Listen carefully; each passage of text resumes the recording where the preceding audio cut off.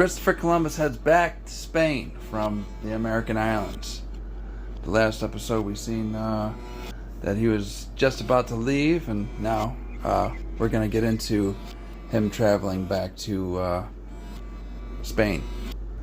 Now, it has been said by some writers within the last couple decades that Columbus and his men were some kind of pirates. Of course, obviously, right? Easy to see that kind of stuff nowadays.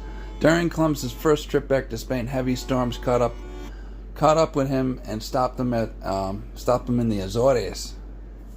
These islands were part of Portugal, and there were no people on the island when Portugal found it, but there was a statue that pointed towards America. It was taken down by the Portuguese king and broken. But now there's a statue of Columbus on the island waiting for the destroyers to attack it. So yeah, it's pretty interesting that statue that they have out there, or they had out there. But anyways, yeah, Christopher Columbus made it to the island, and the island of Santa Maria, and then he went to Lisbon. The storm forced Columbus to park his boat there in Santa Maria, and some of the islanders came to Columbus's ship. Then Columbus sent some of his men with the islanders to the island, where the men were ambushed by the Portuguese and arrested on the island. Finally, Columbus got his men back. He freed his men from the Portuguese, and it is debated the real reason why they won their freedom. It is written that Columbus showed the Portuguese his credentials. Well, that's what Christopher Columbus wrote. He's like, I showed him my credentials, man. I was like, here's a piece of paper I got from the king and queen. It says, leave me alone, man. Which persuaded the release of their men.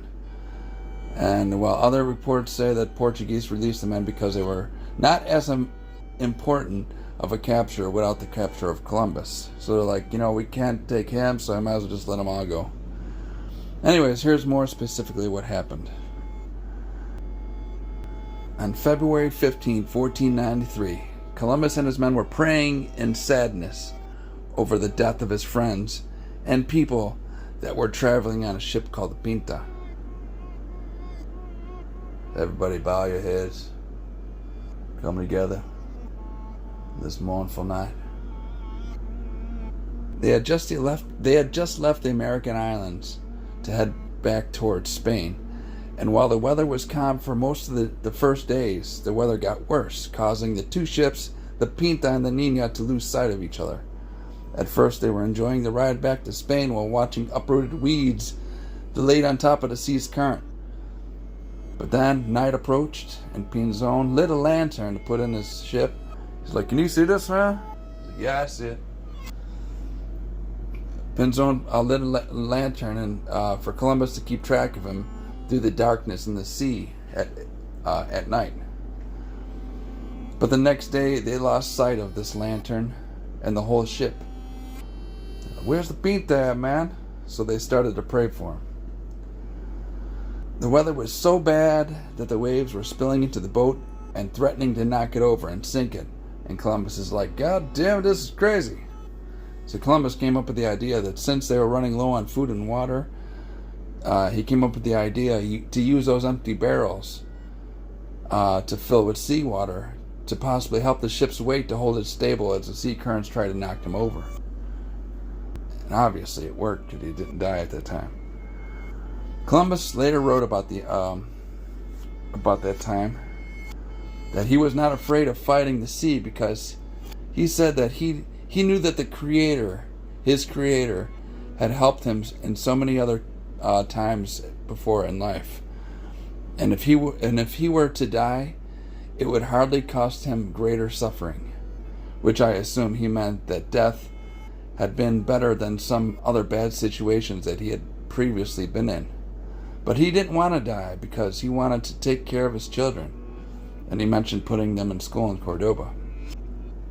The dudes were so scared that they all decided that if they survived and hit land, that they would go barefoot and in shirts on land to pray to the Virgin Mary.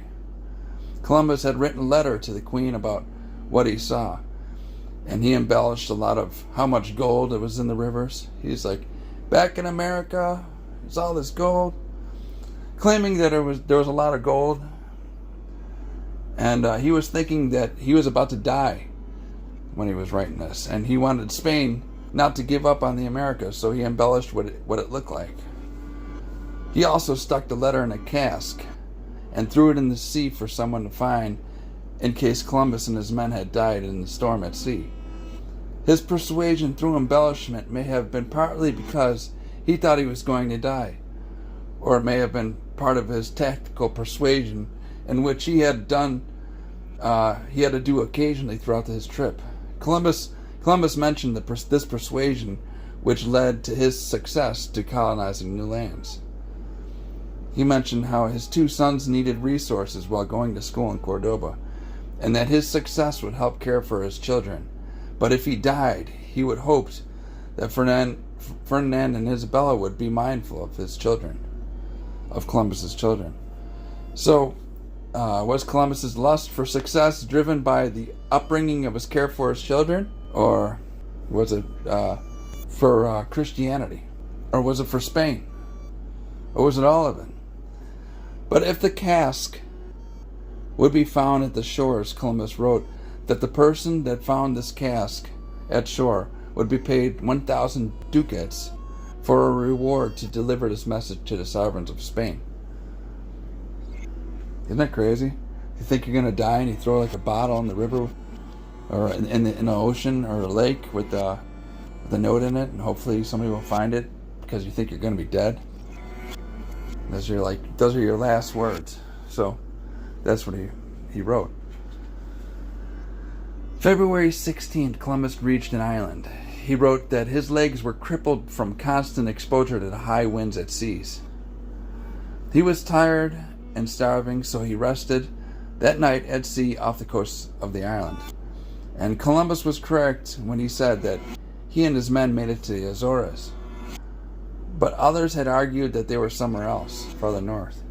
Columbus had persuaded his people with embellishments several times throughout his trip, that at first they didn't believe they were in Santa Maria in the Azores. But Columbus would embellish the mileage throughout the trip in hopes to persuade his men to keep going forward, in which at first some of the men wanted to give up. And luckily Columbus persuaded them because they did actually find land. Just not the part of the land they hoped for, which was in Asia. Their Google Maps app was broken, so they didn't know for sure where they were at. He's like, I think we're in Asia, guys. And they're like, yeah, looks like it to me. Anybody check Google Maps? They're like, mine's broke. Another guy said he had to calibrate his Google Maps. Until then, they were screwed. The inhabitants of the island told Columbus that he had just arrived to the island of Santa Maria in the Azores. So Columbus was right. The inhabitants were surprised that Columbus survived the terrible storm that had lasted for 15 days up until that point. A few of the islanders made it to the ship of Columbus, and the citizens of the island were said to have been rejoicing and celebrating Columbus for surviving the storm at sea. But was the rejoicing part a Portuguese scam or what? Let's get into it. When Columbus and his crew were at sea and lost the Pinta, as they were fighting the sea, they prayed and said that when they finally reached land, they were going to take off their shoes and wear shirts and go pray to the Virgin Mary. When they arrived at this island, they noticed a chapel, and some of the islanders were on a boat with Columbus. They came to Columbus. They had agreed that it was the Virgin Mary on land. So the sailors were all excited, like, man, we survived the storm. Now we get to go pray on the island. So they asked the inhabitants to take them to the chapel. So half the ship, half of Columbus's ship, got on a boat and made it their way to the island to pray to the Virgin Mary. Well, the second batch would follow after. When the first group of men set foot on land with the islanders, a larger group of Portuguese inhabitants came out from their hiding and seized Columbus's crew and stole their boat. Columbus was freaked out. The boat landed on part of the shore that was out of view from the ship of Columbus, and so after a long while, Columbus thought that maybe they died en route or something happened to him on the island. So he was like, man, we got to turn this boat around and go see where our guys went. Columbus then moved his ship around the island until he came in sight of the chapel to where his men were supposed to go. But instead, he had seen a bunch of men on horseback. And they got off their horses and jumped on to the seized boat. Then they made their way to Columbus to bargain. Columbus thought that it was going to be a battle, so he had his men grab their weapons and be ready to fight. But when the Portuguese came closer, Captain stood up and he said, "Hey man, we come in peace, man." And Columbus tried to persuade the Portuguese to come aboard the ship, but they refused, and instead asked Columbus to come ashore. Columbus is like, "Hey, come on the ship." "No man, you come out to the island." "No, you come to the ship." "Come out to the island." "Come to the ship." So eventually Columbus told the man that the Portuguese crown want this guy to welcome Columbus with peace, but the Portuguese refused. Columbus then threatened to kill them and take the others as prisoners to be slaves. And Columbus threatened him. He's like, "Man, we're going to take some of your slaves and depopulate your island. We're going to kill you, you bastards." So the Portuguese kept their distance from the ship of Columbus. They were yelling back and forth because he's like, "Man, don't get too close because if they grab us or shoot us, you know." That night, Columbus made his way for San Miguel, where he eventually repaired his ship. Columbus did a lot of the hard work himself, since most of his men were captured on the island. He had some men, a boy, and a handful of Indians that didn't know anything about ship workings, so Columbus did most of the work on his own. Columbus wrote that eventually the Portuguese saw the document that Columbus had from the King and Queen of Spain, and the Portuguese had changed their mind about the capture and then released Columbus's men. And after he secured freedom of his men, they prayed to the Virgin Mary. There's a statue made of Columbus overlooking the chapel of Nossa Senhora dos Anjos. I think I'm pronouncing that right. I think that's probably written in Portuguese, right? Nossa Senhora dos Anjos. That is possibly that chapel possibly still exists to this day, unless the demonic people that want to destroy history got to it already. So yeah, Columbus left the American islands, and then he ran into the Portuguese, and this happened. So that's it for this episode. It's kind of crazy story, interesting story. Columbus yelling back and forth with the Portuguese. So anyways, subscribe for the next episode.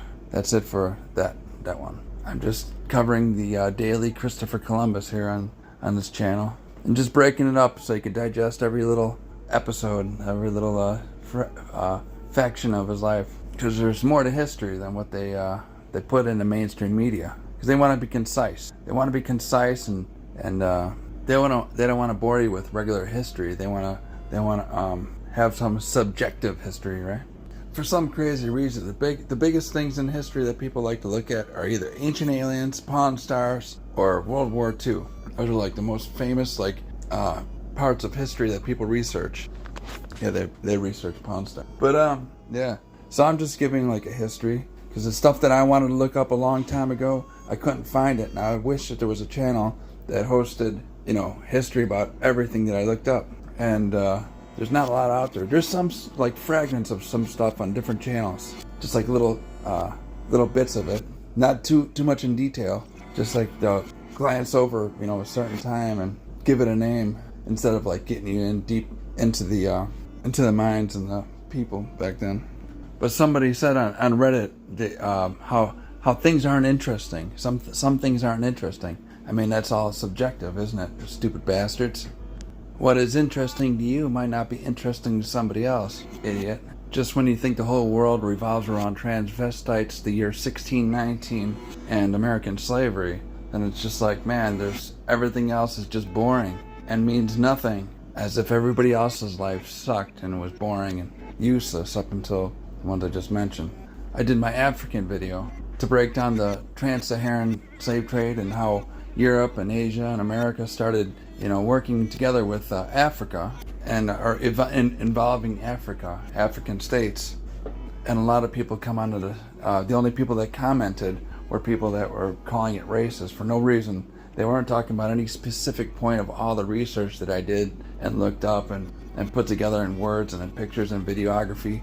They just call the whole thing racist. I hope those people just disappear.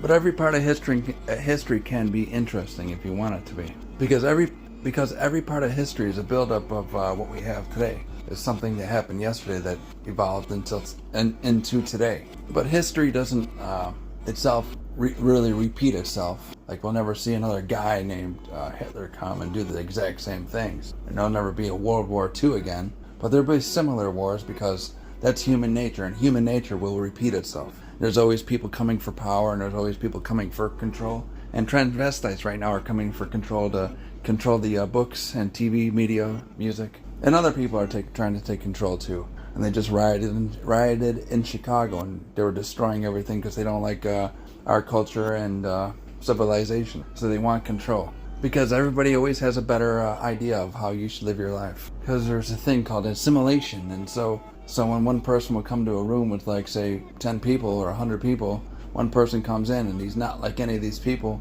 doesn't speak their language or whatever, and he's like, fuck that. He's like, why should I learn your language when all you people could learn mine? Isn't that crazy? Can you imagine, like, one person, like, making 100 people or 10 people or whatever learn that one guy's language? Everybody assimilate to me, you bastards, because my way is the right way.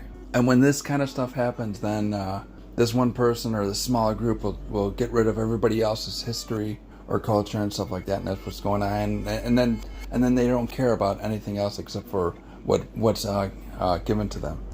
So in response to that, I thought I'd make some videos of parts of history that nobody cares about. So I'm sure there's like one or two people out there that like this kind of history, the kind of history that nobody talks about, the kind of history that's not mainstream. It's just kind of history that you don't hear every day on the mainstream. They don't talk about much. And so I just thought I'd put it out there. And that's the whole reason for me breaking down all these Christopher Columbus videos and like all these other specific parts of history. So if you like this stuff, subscribe. There's probably not very little people listen to the Christopher Columbus videos. They get the least amount of views. So nobody's probably going to listen to this one. Because nobody cares. They're like, yeah, but what about the year 1619? What about the people Columbus killed? We're going to get into all that stuff eventually. We're just going to get into every part of history, omitting nothing. Omitting maybe bias. Omitting confirmation bias. Anyways, stay tuned for the next episode of Christopher Columbus. Adios.